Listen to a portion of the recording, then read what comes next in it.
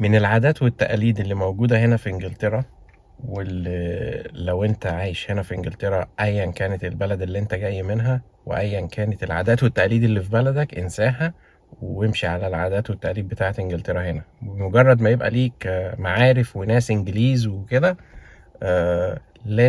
لازم في اي مناسبات، اي مناسبة ايا كان هي ايه بقى، تجيب لهم كروت. الكروت دي بتتباع في السوبر ماركت، هتلاقي فيه ايلات كبيرة طويلة قوي مليانة كروت.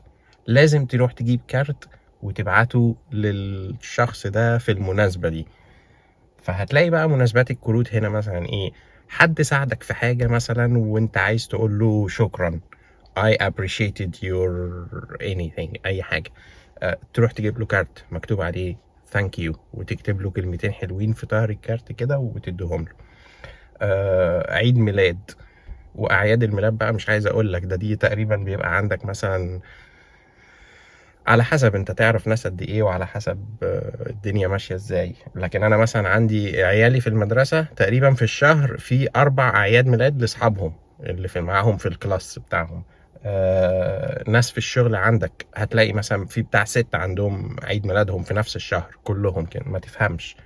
آه هتلاقي فيه كروت للاخوات، يعني اخوك عمل لك حاجه فانت عايز تقول له ثانك يو ماي براذر، فهتلاقي كارت براذر وسيستر. لو انت واحد صاحبك راح نقل في بيت جديد، بتجيب له كارت هابي نيو هوم.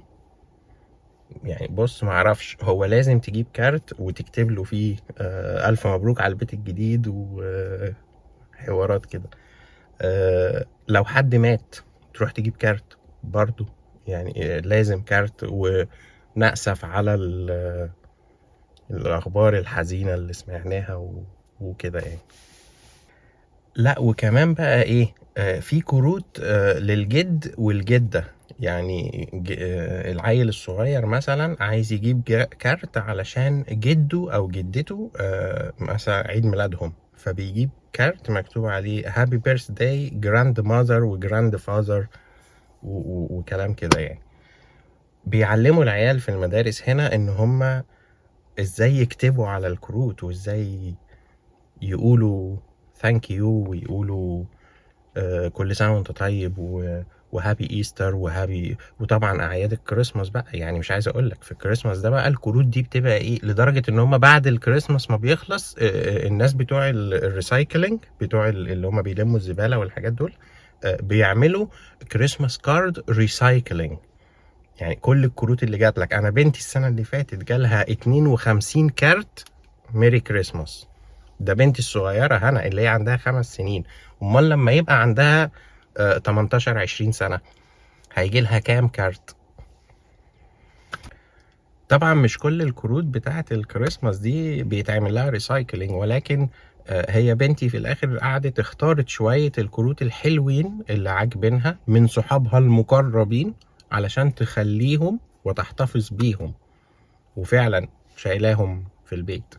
بقيه الكروت بتروح ريسايكلينج، ففي مثلا بتاع حوالي 40 كارت من ال 52 دول بيروحوا في الريسايكلينج، بتحتفظ هي بالباقي. وطبعا طبعا طبعا ما تنساش الكروت للستات بقى، ده موضوع تاني بقى. ماشي، كروت الستات دي بقى انت غصب عنك لازم تعملها، يعني حتى لو ما عملتش كل اللي فات ده اوكي معاك مفيش مشكلة، لكن لما بتتعرف على واحدة لازم تجيب لها كارت. لو جبت لها بوكيه ورد لازم تجيب معاه كارت. في عيد ميلادها تجيب لها كارت. في الايستر شم النسيم تجيب لها كارت. في الكريسماس تجيب لها كارت. في عيد جوازكو دي نصيبة سودة لو ما جبتش كارت، يعني عيد الجواز لازم تجيب لها كارت. وطبعا في الفالنتاين لازم تجيب لها كارت، ده ورد وكارت وعلبة شوكولاتة أو أي حاجة تانية وخروجة وليلة. بس لو الكارت ما جاش انسى كل ده، يعني ما تعملش أي حاجة من كل ده طالما ما جبتش الكارت. ماشي، فالكارت هو هنا تقدير. الناس بيقدروا ان انت فعلا فكرت فيهم، فبعت لهم كارت تقول لهم فيه شكرا، تقول لهم فيه الف مبروك على البيت الجديد، تقول لهم الف مبروك على البيبي الجديد، تقول لهم اي حاجة، لازم تجيب الكارت.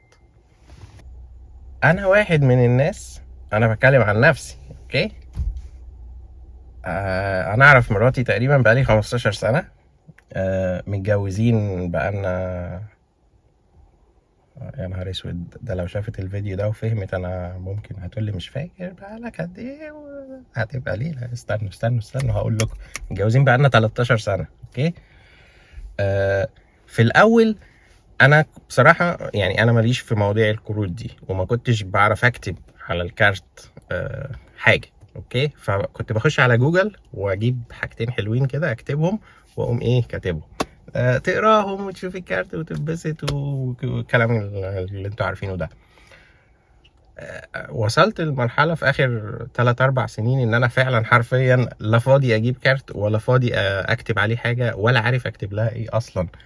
فانتهيت في الاخر من 3-4 سنين كده ان انا بدأت اجيب كارت اكتب لها عليه Hi love, you know how much I love you. Please see last year card for more details.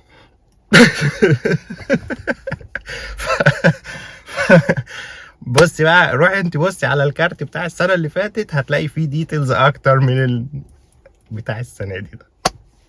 فاحنا في مصر وفي الدول العربية عامة عندنا فكرة انك تجيب كارت لحد ده. يعني انت كده تخيل معايا انك واحد عيان في مستشفى، خدت له كارت ورايح تديهوله، هيقول لك ايه ده؟ هعمل بيه ايه ده؟ إيه ده عبيط ده ولا ايه؟ احنا عندنا الكروت ملهاش قيمه، ملهاش لازمه انك تجيب كارت معايده كده لواحد وتكتب له عليه كلمتين حلوين وكمان، لا ده هبل. كنت هادي 2 كيلو موز وانت جاي احسن، ولا 2 كيلو برتقال، ولا طبعا دلوقتي لو جبت فرخه ده يعني انت كده تبقى برنس.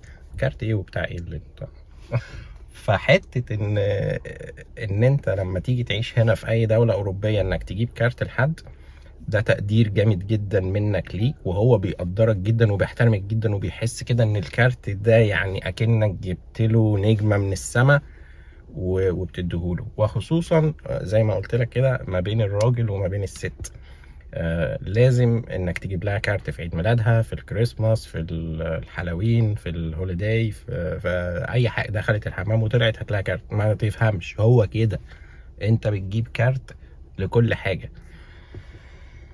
اخر شهرين دول كانوا بيعلموا بنتي الصغيره في المدرسه ازاي تعمل كروت، هي اللي بتعملها وبتصمم، مش بتروح تشتريها، لا هي اللي بيعملوا الكارت في المدرسه وبيصمموا وبيكتبوا عليه وبتعمل ترسم عليه حاجات وبتاع. فبنتي عامله كارت ورقه اسمها نصين، وعامله عليها دوائر كتير كتير كتير كتير وشخبطه وقامت جايه ايه مديهولي ده ايه. حلو الكارت ده؟ قلت لها جميل، الله برافو عليكي، ده ايه ده بقى؟ قالت لي ده عشان مامي. قلت لها ليه؟ قالت لي مش عارفه بس عشان مامي. قلت لها ماشي. فراحت اديته لماما، وماما طبعا فرحت جدا بقى، مش عايز اقول لك بالكارت ده، والله يا حبيبتي وبرافو عليكي ده جميل، ده ايه الالوان الكتير ده؟ قالت لها ريمبو. اي كلام بقى. بص، طبعا انا كان بالنسبه لي ان البت تتعلم حاجه اقرب من الكلام ده كله يعني. بس anyway هو النظام هنا كده، ولازم تعمل كده عشان الناس تعرف ان انت مقدرهم، الناس تعرف ان انت محترمهم، الناس تعرف ان انت بتعزهم. لازم تجيب كارت. فلو انت عايش في انجلترا، او لو انت جاي وبتعيش في انجلترا، اول ما يبقى ليك صحاب وناس ومعارف واختلطت بناس في شغل، في جامعة، في اي حاجة، بمجرد ما تعرف ان الناس دول عندهم صاحبك مثلا عنده عيد ميلاد، صاحبتك امها اتطلقت، ابوها اتجوز، نقلوا في بيت جديد، خلفوا عيل، لازم تعرف العيل واد ولا بنت علشان تجيب كارت فور بيبي جيرل او بيبي بوي. في تفاصيل كتير يعني، انت لازم تبقى عارف الحاجات دي كلها علشان تروح تجري على طول، اجري على اي سوبر ماركت جنبك، اجري هات الكارت واكتب كلمتين حلوين كده، وتقوم قافله حاطه في الظرف بتاعه وتقوم مديهولهم، هيعزوك جدا. ودي نصيحتي ليك لو انت عايش في اي دولة اوروبية هنا. لو عجبك الفيديو روح اشتري كارت وابعتهولي. سلام.